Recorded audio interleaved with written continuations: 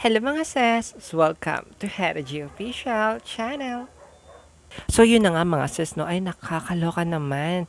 Isa ba kayo sa napawaw sa ating kandidata during the Eco Project Competition po kahapon? Dahil isa ako sa napawaw talaga, humanga.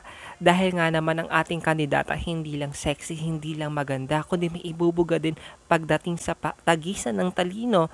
No, na kung saan po isa po ang ating kandidata na si Iliana Marie Aduana sa mga tagapagsalita po ng kanilang grupo, no? Na kung saan is ang kanyang mga salita, ang kanyang pag-explain is very clear po, klarong-klaro po at madaling maintindihan. Even ang mga elementary student, madali po nilang maiintindihan kung ano sinasabi ng ating kandidat.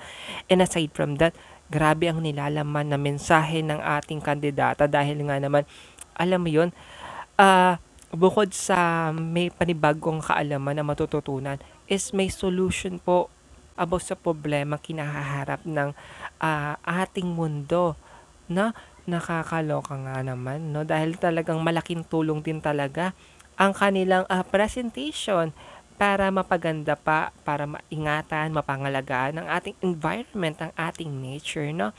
Kaya naman, ay wow talaga. No? Kasi, alam mo yon hindi lang pagpapakita ng di lang sila merong visual aids, meron din po silang example na ipinakita, no?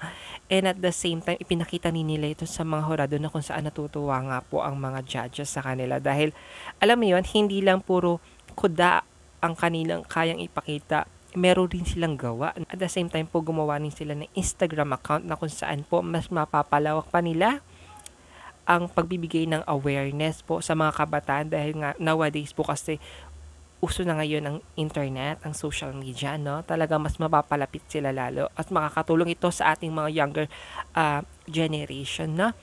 And eto pa, no, natutuwa din ako sa mga kasamahan niya, no, sa Team Asia and Oceania dahil nga lang po, at naakalain mong kukuda din at makikipagsabayan din talaga sa talino, no, kapag tinanong sila ng mga judges, nasasagot din nila. And I must say na lahat ng mga kandidata this year ng Miss Earth is walang tapon. Lahat magagaling, lahat palaban, lahat makukuda, no? And kung sino man ang magiging winner ng edition na to, I can say na talagang, ano mo yun, walang butas talagang mahanap. But still, masasabi ko sa ating kandidata, no, na kahit maraming magagaling at maraming nagpakitang gila pagdating sa Q&A nila dito sa Eco Project Competition, no, alam kong kakayanin niya to dahil nga naman, di ba, maganda ang nilalaman ng kanyang sinasabi. Yun ang gusto ko sa ating kandidata dahil hindi lang puro ganda, hindi lang puro performance ang kayang ipakita sa entablado, kundi ginagamitan niya rin ng kanyang utak, no? And after nun, no, ang talent competition naman po, no, na kung saan ipinakita po ng ating kandidata kung gaano kaganda ang relasyon ng Pilipinas at ng Vietnam, no? And alam mo yon, talaga namang nakasuot pa po ang ating kandidata ng Vietnamese attire, no, habang sumasayaw po, no.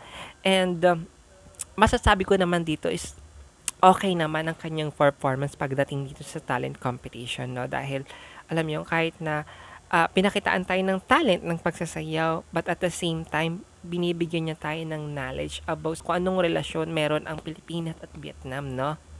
Ayan nga po, dahil nga po meron tayong People's Choice Award or botohan para makapasok sa semifinals para ma-secure yung spot.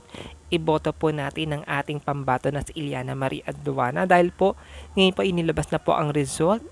Panglima po ang ating kandidata sa top 10 po ng People's Choice Award po, no? At nangunguna nga po ang taga-Europe po, no? Ang Miss France, no? Sana nga po ipatuloy po nating iboto, suportahan, makipagbayanihan tayo dahil ito pong corona na ito hindi lamang para sa kanya kundi para sa ating bansa, para sa bansang Pilipinas. So, ayun nga pala mga sis, no, bago tayo matapos, no, isingit ko na lang din na ngayon po ay nasa isang magandang lugar sila sa Dalat City, no, na kung saan po is naghahanda na po sila sa kanilang paparating na preliminary competition po na kung saan ito po ay gaganapin sa December 16. Malapit na po.